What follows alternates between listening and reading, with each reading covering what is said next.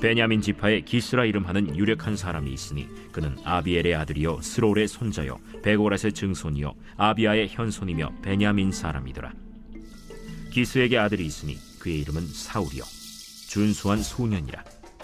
이스라엘 자손 중에 그보다 더 준수한 자가 없고 키는 모든 백성보다 어깨 위만큼 더 컸더라. 사울의 아버지 기스가 암나기들을 잃고 그의 아들 사울에게 이르되 너는 일어나 한 사활을 데리고 가서 암나귀들을 찾으라. 그가 에브라임 산지와 살리사 땅으로 두루 다녀보았으나 찾지 못하고 사알림 땅으로 두루 다녀보았으나 그곳에는 없었고 베냐민 사람의 땅으로 두루 다녀보았으나 찾지 못하니라. 그들이 숲 땅에 이른데 사울이 함께 가던 사환에게 이르되 돌아가자. 내 아버지께서 암나기 생각은 고사하고 우리를 위하여 걱정하실까 두려워하노라. 보소서, 이 성읍에 하나님의 사람이 있는데 존경을 받는 사람이라. 그가 말한 것은 반드시 다 응하나니 그리로 가사이다. 그가 혹 우리가 갈 길을 가르쳐 줄까 하나이다 하는지라. 사울이 그의 사환에게 이르되 우리가 가면 그 사람에게 무엇을 드리겠느냐? 우리 주머니에 먹을 것이다 하였으니 하나님의 사람에게 드릴 예물이 없도다. 무엇이 있느냐? 보소서, 내 손에 은 한 세겔의 4분의 1이 있으니 하나님의 사람에게 드려 우리 길을 가르쳐 달라 하겠나이다.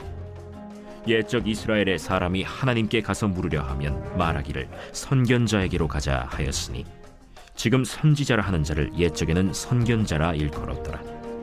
사울이 그의 사환에게 이르되 내 말이 옳다. 가자. 그들이 하나님의 사람이 있는 성읍으로 가니라. 그들이 성읍을 향한 비탈길로 올라가다가 물 기르러 나오는 소녀들을 만나 그들에게 묻되 선견자가 여기 있느냐? 있나이다. 보소서, 그가 당신보다 앞서갔으니 빨리 가소서. 백성이 오늘 산당에서 제사를 드리므로 그가 오늘 성읍에 들어오셨나이다. 당신들이 성읍으로 들어가면 그가 먹으러 산당에 올라가기 전에 곧 만나리이다. 그가 오기 전에는 백성이 먹지 아니하나니 이는 그가 재물을 축사한 후에야 청함을 받은 자가 먹음이니이다. 그러므로 지금 올라가소서. 곧 그를 만나리이다. 그들이 성읍으로 올라가서 그리로 들어갈 때 사무엘이 마침 산당으로 올라가려고 마주 나오더라. 사울이 오기 전날에 여호와께서 사무엘에게 알게 하여 이르시되 내일 이맘때 내가 베냐민 땅에서 한 사람을 네게로 보내리니 너는 그에게 기름을 부어 내 백성 이스라엘의 지도자로 삼으라. 그가 내 백성을 블레셋 사람들의 손에서 구원하리라. 내 백성의 부르짖음이 내게 상달되었으므로 내가 그들을 돌보았노라. 사무엘이 사울을 볼 때 여호와께서 그에게 이르시되 보라, 이는 내가 네게 말한 사람이니 이가 내 백성을 다스리리라. 사울이 성문한 사무엘에게 나아가 이르되 선견자의 집이 어디인지 청하건대 내게 가르치소서. 사무엘이 사울에게 대답하여 이르되 내가 선견자이니라. 너는 내 앞서 산당으로 올라가라. 너희가 오늘 나와 함께 먹을 것이요 아침에는 내가 너를 보내되 네 마음에 있는 것을 다 내게 말하리라. 사흘 전에 이른 내 암나기들을 염려하지 말라. 찾았느니라. 온 이스라엘이 사모하는 자가 누구냐? 너와 내 아버지의 온 집이 아니냐? 나는 이스라엘 지파의 가장 작은 지파 베냐민 사람이 아니니까. 또 나의 가족은 베냐민 지파 모든 가족 중에 가장 미약하지 아니하니까. 당신이 어찌하여 내게 이같이 말씀하시나이까? 사무엘이 사울과 그의 사환을 인도하여 객실로 들어가서 청한 자 중 상석에 앉게 하였는데 객은 30명 가량이었더라. 사무엘이 요리인에게 이르되 내가 네게 주며 네게 두라고 말한 그 부분을 가져오라. 요리인이 넓적다리와 그것에 붙은 것을 가져다가 사울 앞에 놓는지라. 사무엘이 이르되 보라, 이는 두었던 것이니 내 앞에 놓고 먹어라. 내가 백성을 청할 때부터 너를 위하여 이것을 두고 이때를 기다리게 하였느니라. 그날에 사울이 사무엘과 함께 먹으니라. 그들이 산당에서 내려 성읍에 들어가서는 사무엘이 사울과 함께 지붕에서 담화하고 그들이 일찍이 일어날새 동틀 때쯤이라. 사무엘이 지붕에서 사울을 불러 이르되 일어나라. 내가 너를 보내리라. 사울이 일어나고 그 두 사람 사울과 사무엘이 함께 밖으로 나가서 성읍 끝에 이르매 사무엘이 사울에게 이르되 사환에게 우리를 앞서게 하라. 사환이 앞서가므로 또 이르되 너는 이제 잠깐 서 있으라. 내가 하나님의 말씀을 네게 들려주리라 하더라. 오늘은 제가 명심보감에 있는 유명한 말을 좀 전하면서 시작을 하려고 합니다. 명심보감의 교우편에 보면 한자로 상식만천하 지심능기인이라는 말이 있는데, 서로 얼굴을 아는 사람은 세상에 가득하지만 마음을 아는 사람은 능히 몇 사람이나 되겠느냐, 이런 뜻입니다. 명심보감의 성심편에 보면 해고 종견저 인사 부지심 이런 말이 있습니다. 바닷물이 마르면 그 바닥을 볼 수 있지만 사람은 죽어도 그 마음을 알 수가 없다, 이 얘기입니다. 조선의 제21대 국왕이었던 영조가 66세에 왕후를 잃게 돼요. 나라에서는 아무리 나이가 들어도 왕후가 없으면 안 되기 때문에 중전을 다시 간택을 해야 되는 겁니다. 그래서 중전 간택을 하는데, 중전 간택을 하게 될 때 반드시 거쳐야 되는 절차 중에 하나가 뭐냐면 종친의 어른들이 면접을 봅니다. 그래서 이런저런 질문을 하거든요. 왕비, 그러니까 중전에 간택된 교수들에게 공통 질문이 들어졌어요. 세상에서 가장 깊은 것이 무엇이냐라고 질문을 했더니 어떤 교수는 산이 깊습니다 라고 얘기했고, 어떤 교수는 물이 깊습니다 라고 얘기를 했고요. 어떤 교수는 제대로 답을 하질 못했습니다. 거기에 후보자 중에 하나였던 15살의 정순 왕후 김씨는 세상에서 가장 깊은 것이 무엇이라는 질문에 사람의 마음이 가장 깊습니다 라고 대답을 했고요. 결국 중전으로 간택이 됩니다. 나이가 어리지만 지혜로움이 진짜 엿보이는 대목인 것 같습니다. 그래서 이런 말들을 하나로 통틀어서 속담이 하나가 있죠. 10길 물속은 알아도 한 길 사람 속은 모른다. 누군가의 마음을 안다는 건 정말 어려운 일입니다. 내 마음도 내가 모르겠는데 뭐 남의 마음을 어떻게 알 수 있겠어요? 이게 쉽지 않은 일이란 말이에요. 그래도 누군가의 마음을 우리가 알아야 된다면 과연 어떻게 해야 할까? 오늘 본문은 사무엘이 이제 이스라엘 백성들을 구하고 하나님의 허락하신 가운데 이스라엘 백성들을 다스릴 왕 사울을 만나는 장면이 나옵니다. 백성들이 인간 왕을 요구했을 때 그 요구는 하나님의 명령에 불순종하는 모습이 있긴 했지만, 그럼에도 하나님께서 백성들이 원하는 대로 가장 최선의 사람을 구해서 지금 왕으로 세워주려고 하고 계신 거예요. 그렇게 선택된 사람이 사울인데, 사울이라는 이름의 의미가 구하여 얻은 자라는 뜻입니다. 구하여 얻은 자. 물론 우리는 사울을 생각할 때 다윗 왕을 죽이려고 했던 나쁜 왕으로 이미지를 그리는 경우가 많습니다. 그런데 성경을 살펴보면 사울 왕이 원래부터 나쁜 왕이 아니었어요. 사울 왕은 나중으로 시간이 흐르면서 변질된 사람이라고 보시면 됩니다. 처음에는 많은 사람들의 기대를 안고 우리를 다스릴 왕으로 정말 잘할 거라고 생각했던 기대주였습니다. 사울은 하나님이 부른, 하나님이 기름 부은, 하나님이 선택한 왕이었어요.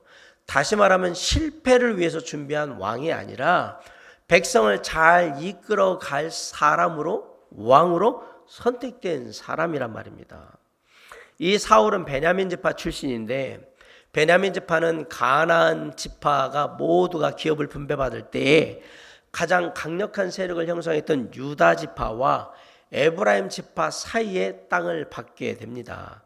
지금으로 말하면 강대국 사이에 끼어있는 힘없는 세력이 바로 베냐민 지파와 같다고 보시면 됩니다. 거기다가 사사기 18장에 보면 레인의 첩을 윤관에서 죽게 만든 사건의 당사자가 누구냐면 베냐민 지파였어요. 그래서 이스라엘의 다른 지파들이 베냐민 지파를 다 죽여버리자라고 해서 몰살을 시키려고 했고, 그 사건 때문에 장정 600명만 남고 다 죽게 돼버립니다. 원래 세력도 약했는데 거기다가 다른 지파들의 징계를 받아가지고 떼죽음을 당했기 때문에 가장 작은 자 중에 작은 자라는 말이 사실인 겁니다. 어쨌든 베냐민 지파 출신의 사울이 이스라엘의 왕이 되게 됐는데, 사울이 이스라엘의 왕이 되게 된다면 가장 먼저 해야 할 일이 뭐냐? 바로 이런 지파의 통합이었던 겁니다. 사사시대는 각 지역의 지파들이 자기 나름대로 그냥 살던 시대예요. 그리고 그 지파들을 구원하고 이끄는데 각 지파에 또한 사사가 있기도 했고, 그렇게 해서 평안하게 살도록 인도해줬는데, 이제 이스라엘이 그런 지파로 이루어지는 게 아니라 이스라엘이라는 한 나라로 통치가 되어야 되기 때문에 12지파를 하나로 통합하는 것이 당면 과제가 되어버린 겁니다. 그래서 무엇보다 중요했던 게 뭐냐면 각 지파의 화합과 결속이 중요해지게 된 겁니다. 그러면 가만히 생각을 해보세요. 이 중요한 일을 만약에 이스라엘의 장자지파라고 하는 루벤 지파가 나서거나 이스라엘의 가장 강력한 유다 지파가 나서거나 새로운 다크호스로 떠오르고 있는 에브라임 지파가 나서서 우리가 그 일을 하는데 적임자다, 그러면서 서로 주도권 경쟁을 벌이게 돼버리면 내전이 벌어지게 되겠죠. 그런데 그걸 다 떠나서 가장 가난하고 가장 힘없는 베냐민 지파에서 그 일을 한다고 나오면 앞에 있는 강력한 지파들은 우리가 언제든지 쟤네는 제압할 수 있으니까 문제가 안 된다라고 생각하니까 하라는 대로 그냥 따라갈 가능성이 되게 높아진 거예요. 쉽게 말하면 서로 불필요한 경쟁과 다툼을 하는 요소들이 사라져 버리게 된 거예요. 베냐민 지파에서 이 통합을 이루게 되기 때문에. 그런 상황 가운데 베냐민 지파의 사울이 왕으로 선택을 된 겁니다. 자, 1절 한번 읽습니다. 시작. 베냐민 지파에 기스라 이름하는 유력한 사람이 있으니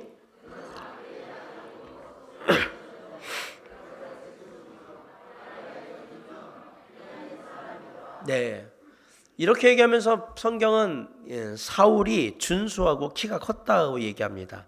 2절에 보면 기스에게 아들이 있으니 그의 이름은 사울이요 준수한 소년이라 이스라엘 자손 중에 그보다 더 준수한 자가 없고 키는 모든 백성보다 어깨 위만큼 더 컸더라. 미스터 이스라엘인 거예요. 사울보다 잘생긴 사람이 없어요. 그리고 체격도 아주 좋아요. 그런데 그 사울이 스스로 자신을 겸손하게 낮춘 사람이라고 성경이 얘기를 합니다. 21절 한번 읽어볼까요? 자, 시작. 사울이 대답하여 이르되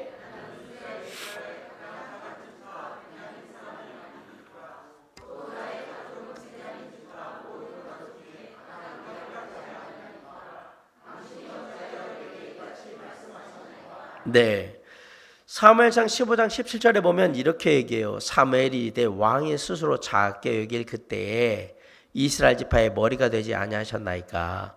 여호와께서 왕에게 기름을 부어 이스라엘 왕을 삼으시고라고 합니다.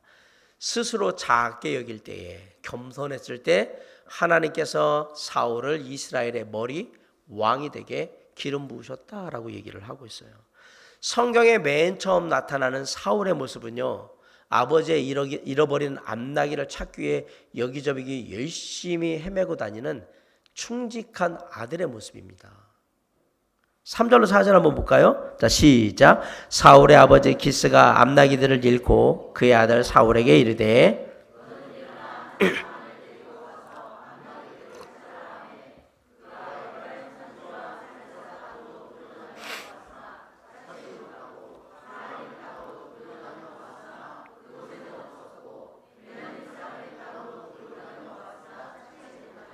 네, 4절에 보면 두루 찾아다녔다라는 말이 3번씩이나 반복이 되고 있어요. 이 얘기는 뭐냐면 사울의 아버지가 잃어버린 암나기를 찾는데 진심이었고 정말 열심히 이 일을 하고 있다라는 것을 알 수 있어요.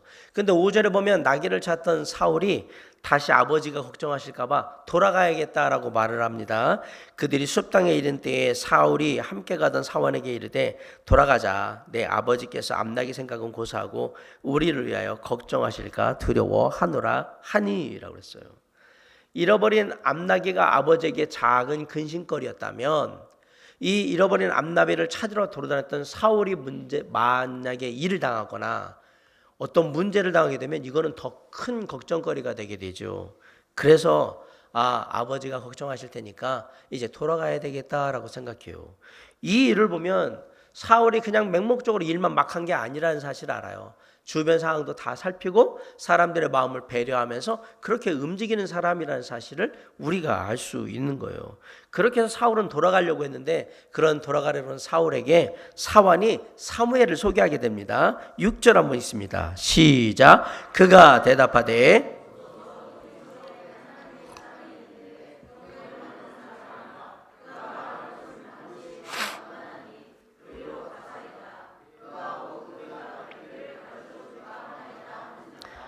사환의 입장에서 보면 여기저기 고생하면서 열심히 돌아다녔는데 찾지도 못하고 빈손으로 돌아가는 게 못내 아쉬웠던 것 같습니다. 그래서 혹시나 하는 심정으로 사무엘에게 물어보면 찾을 수 있지 않을까라는 그런 가능성을 가지고 지금 제안을 한 거예요. 사무엘을 좀 만나러 가면 좋겠다고.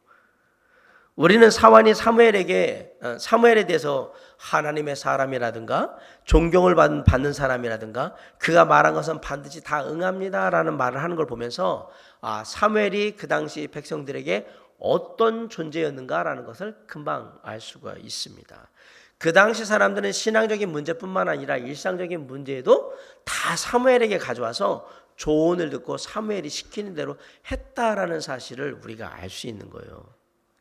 그런데 이 과정의 흐름들, 사무엘을 만나는 사울의 이 모든 과정들은 흔히 일어날 수 있는 우연으로 보여지지만 사실은 철저하게 하나님의 섭리 가운데 계획된 과정이다라는 사실입니다. 이 사건을 통해서 사울은 사무엘을 만나게 되고요. 그리고 사울은 사무엘을 통해서 왕으로 선택을 받게 됩니다. 사울은 빨리 아버지에게로 돌아가야 되는 그런 상황이었지만 사환, 즉 자신이 부리는 종이 사무엘을 좀 한번 만나고 가시죠 라고 해서 사실은 급하면 그냥 가야 되는데 그 말을 따라서 무시하지 않고 그렇게 하기로 했던 겁니다. 아무튼 사환의 말이 좋게 여겨졌던 사울은 사무엘을 만나러 가려고 합니다. 그런데 안타깝게도 위대한 하나님의 선지자이자 제사장이자 사사인 사무엘을 만나러 가는데 빈손으로 갈 수는 없으니까 뭔가 예의를 갖춰야 될 것 같은데 뭐 없을까? 제대로 된 예물이 없었어요. 7절 8절 한번 씁니다. 시작. 사울이 그의 사환에게 이르되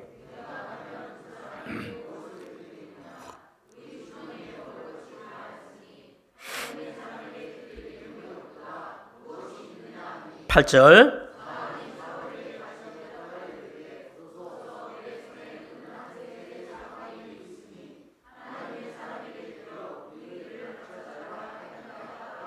네, 드릴 예물 하나님의 사람에게 결국은 하나님의 사람한테는 하나님께 드릴 예물을 준비하는 사울의 모습을 보면 사울이 어릴 때부터 신앙적으로 훈련을 잘 받은 사람이구나라는 것을 알 수가 있죠.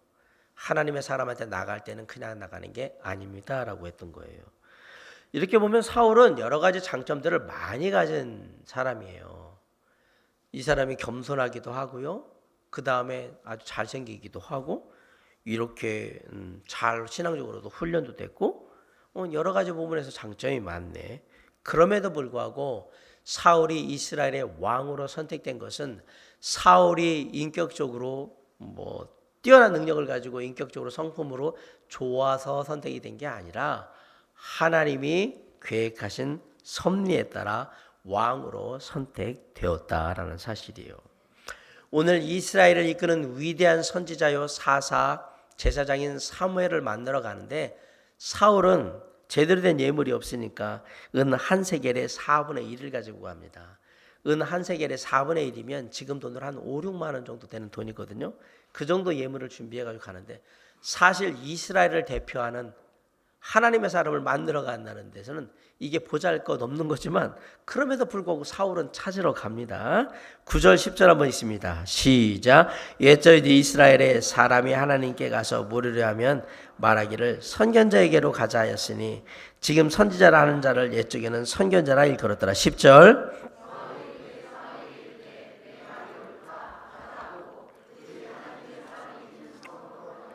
네, 선견자 앞에 일을 다 보는 사람이잖아요.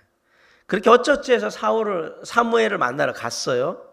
그리고 하나님의 사람 사무엘을 만나요. 그런데 사울의 관심사는 하나님의 일이 아니라 오직 아버지의 잃어버린 암나기 뿐입니다. 그러니까 사무엘이 뭐라고 얘기하냐면 암나기 걱정은 하지 말아라 라고 얘기를 하는 거예요. 묻지도 않았어요. 암나기 어떻게 되냐고 묻지도 않았어요. 근데 사무엘이 뭐라 그래? 암나기는 걱정하지 말아라 얘기합니다. 20절 한번 보세요. 시작. 사흘 전에 이른 네 암나기를 염려하지 말.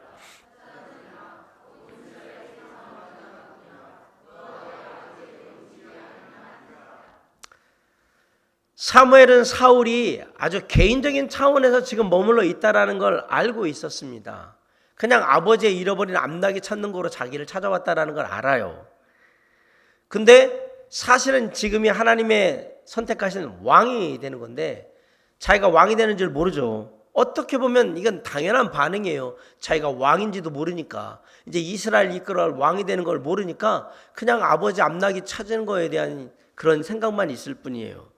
사울에게서 이스라엘 민족에 대한 어떤 책임감과 열정을 찾아내기라는 사실은 어렵습니다. 아직은 어리고. 그러자 사무엘이 뭐라고 얘기하냐면 사울에게 온 이스라엘이 사모하는 자가 누구냐? 너와 네 아버지의 온 집이 아니냐? 이제 이스라엘이란 나라를 대표하는 게 너와 네 가정이야, 네 가문이야. 그러자 사무엘은 너는 이제 이스라엘을 생각해야 돼. 쉽게 말하면 아버지의 잃어버린 암나기를 생각하는 게 아니라 이스라엘을 생각해야 돼. 민족의식을 가르쳐 주려고 하는 건데 사울은 그 순간에도 자신의 미약한 말을 고백합니다. 당신이 어찌하여 내게 이같이 말씀하시노? 그건 제가 들을 말이 아닌 것 같은데요. 왜 저한테 그런 얘기를 하세요? 저는 그런 거에 맞는 사람이 아닌데요 라고 얘기를 해요. 마치 옛날에 모세가 하나님께 부름받을 때 저는 그 일 못합니다 하고 똑같은 느낌이잖아요. 이렇게 아직 준비가 안 된 사람이지만 하나님께서는 사울을 택하셨고요. 부르셔서 하나님의 말씀을 들려주셨고요. 그 머리에 기름 부르며 새로운 마음을 주셔서 이제 왕으로 삼으시는 겁니다.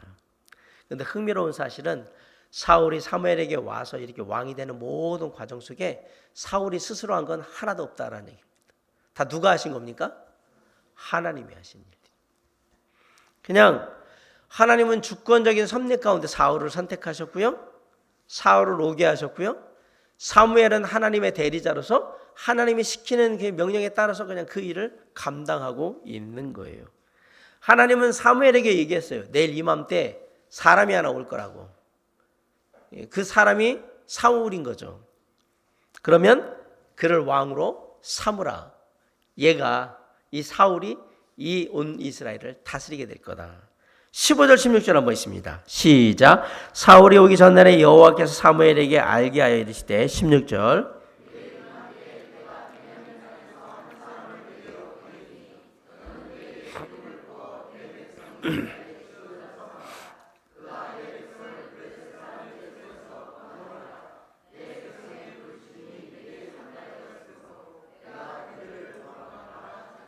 네.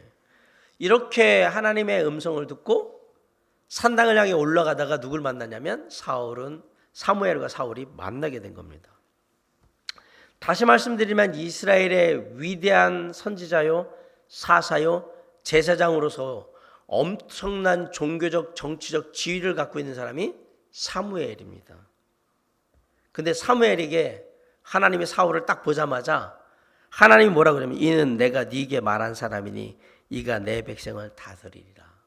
딱 말씀을 주신 거예요. 그 말씀을 받자마자 사무엘은 사울을 왕처럼 존중히 여기는 거예요. 극진히 대접해요. 22절로 26절 말씀에 보면 사무엘은 사울을 30명의 손님이 있는 데서 제일 높은 자리 상석에 앉게 합니다. 그리고 특별한 음식을 대접하고요. 성에 들어가 지붕에서는 긴 시간 동안 대화를 나누고 또 휴식을 취할 수 있도록 배려를 해줍니다. 사무엘은 마치 오랫동안 사울을 기다렸던 것처럼 그렇게 사울을 존대하고 있는 겁니다. 자, 사무엘이 이렇게 애쓰는 이유가 과연 뭘까요?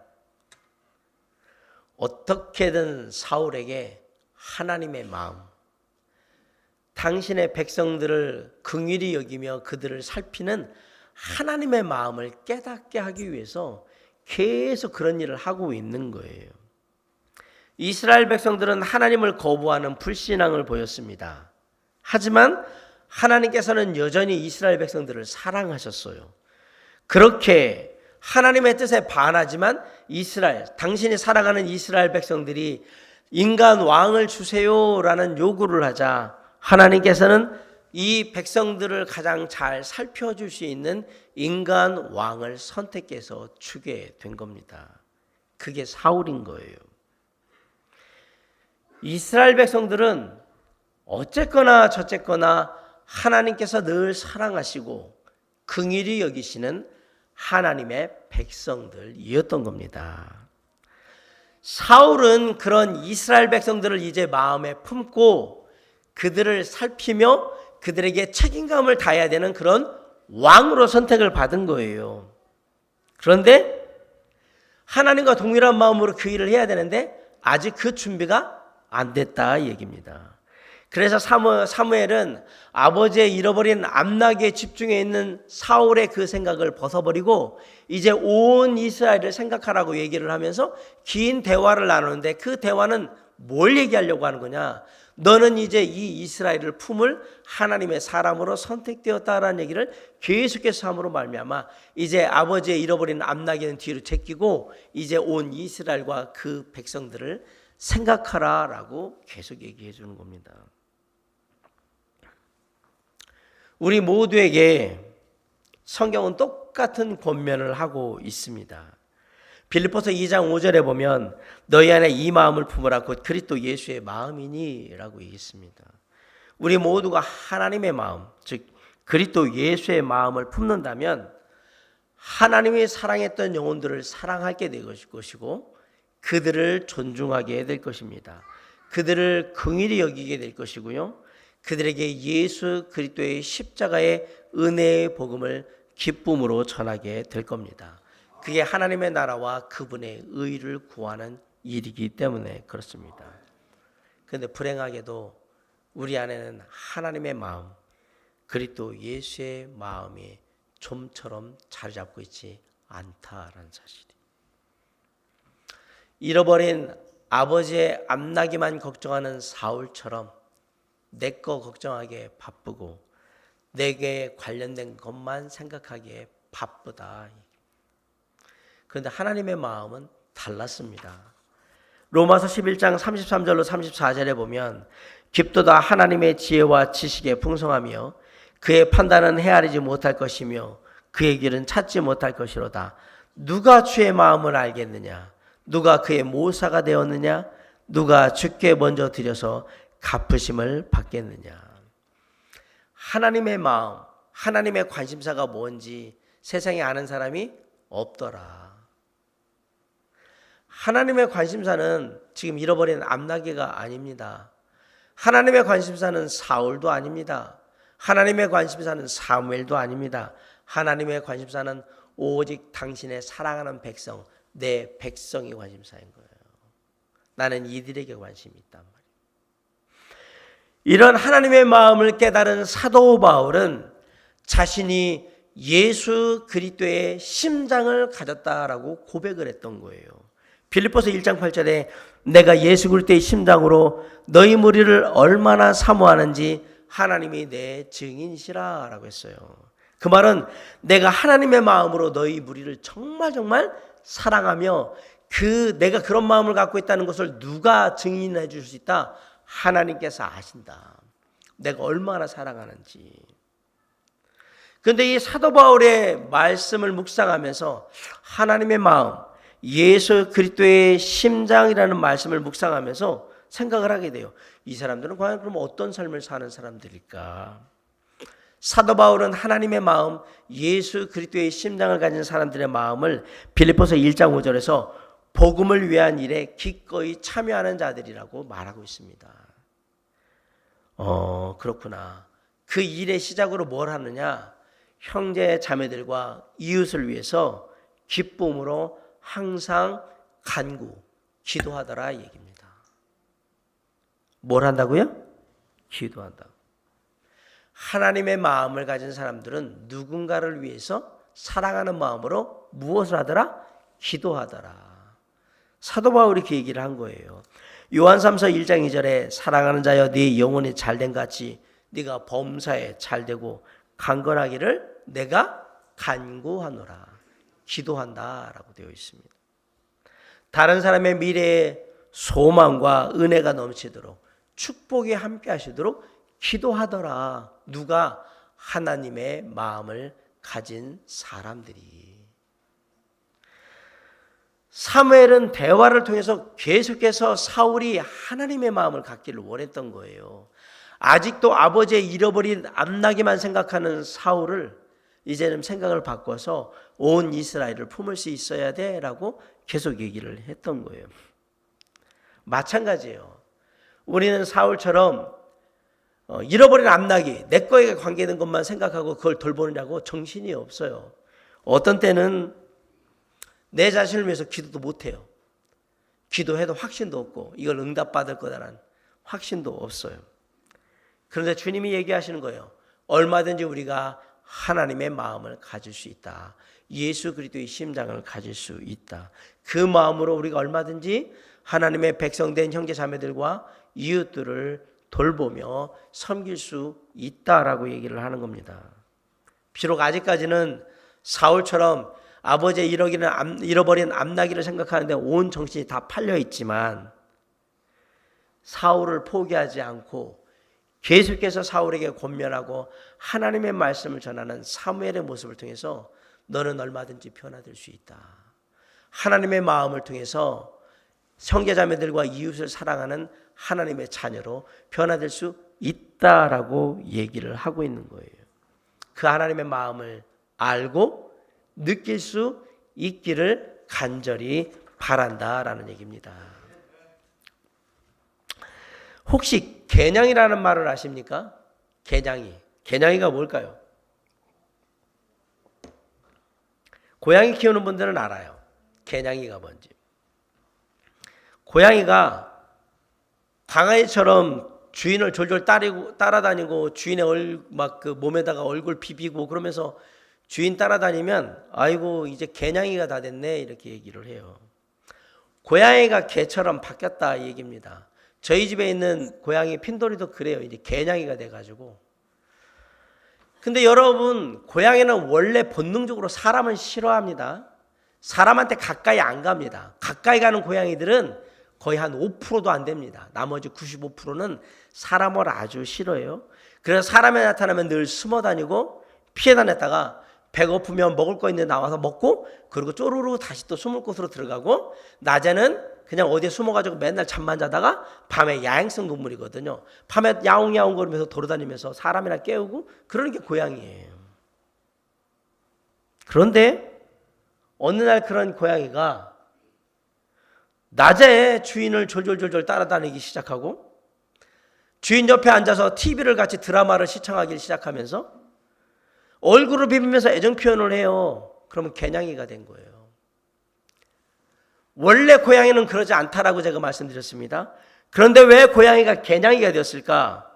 이 고양이는 오랜 시간을 통해서 주인이 자신을 사랑한다는 것, 그리고 늘 자신을 살피고 돌보며 보호한다는 사실을 확신하게 된 거예요.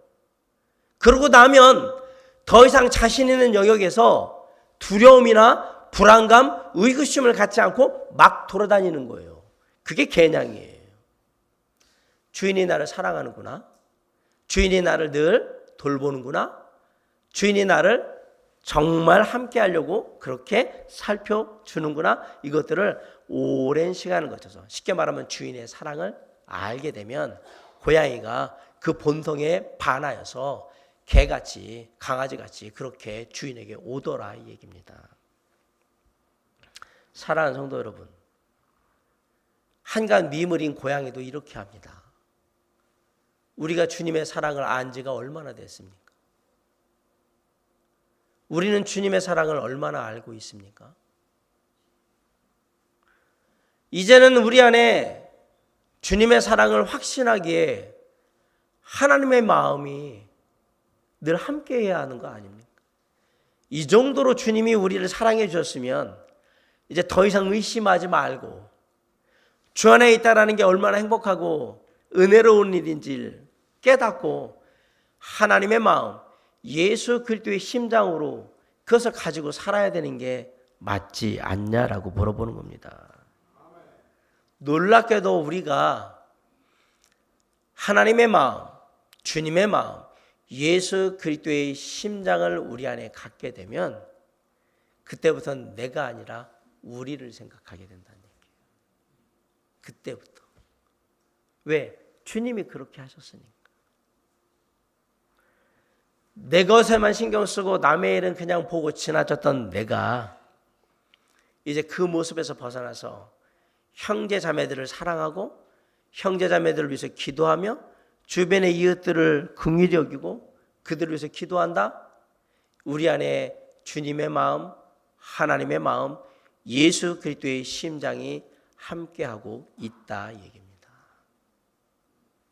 우리가 전도하지 않는 것은 우리 안에 주님의 마음이 없기 때문에. 그게 맞습니다. 주님의 마음이 없는 것. 그 영혼에게 복음을 전하고 그 영혼이 구원받기를 간절히 바라지 않는 이유는 내 안에 주님의 마음이 없으니까. 그들을 생각하지 않더라라는 얘기입니다. 사랑하는 성도 여러분, 나에서 우리를 생각하는 이 모든 변화는 우리 안에 주님의 마음, 하나님의 마음이 잘 잡게 될 때 일어나는 변화들입니다. 저와 여러분의 시작은요, 사울처럼 잃어버린 아버지의 암나기만 생각하는, 그런 나만 생각하고 나하고 관련된 것만 생각하고 그런 것만 신경 쓰던 그런 사람이었는데, 하나님께서 그런 나를 선택하셔서 자녀를 삼으시고 그런 나에게 하나님의 말씀으로 얘기하시는 거예요. 이제는 너만 생각하지 말고 우리 모두를 생각할 수 있는 주님의 마음, 하나님의 마음을 갖고 이제 그 일을 할 수 있기를 간절히 바란다. 비록 이게 시간이 걸리고 더디 가는 일일지라도 우리를 하나님의 자녀로 택하시고 하나님의 계획 가운데 이 일을 이루시기 원하는 하나님의 뜻은 마침내 반드시 이루어지게 될 겁니다. 사랑하는 성도 여러분, 하나님의 마음으로 주변에 있는 사랑하는 형제 자매들, 이웃들을 사랑합시다. 그리고 기도해 줍시다. 그 옆에 한번 보세요. 사랑합니다. 예, 기도하겠습니다.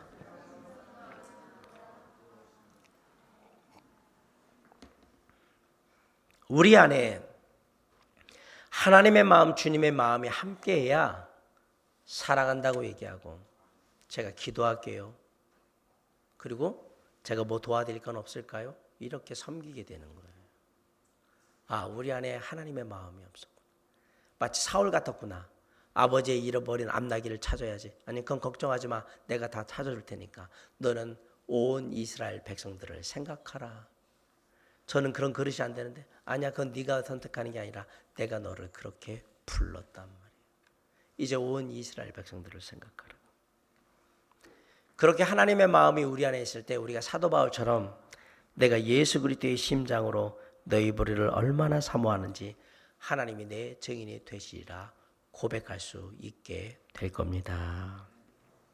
사랑하는 성도 여러분, 내 안에 늘 하나님의 마음이 함께하고 있는가 살펴보시기 바랍니다.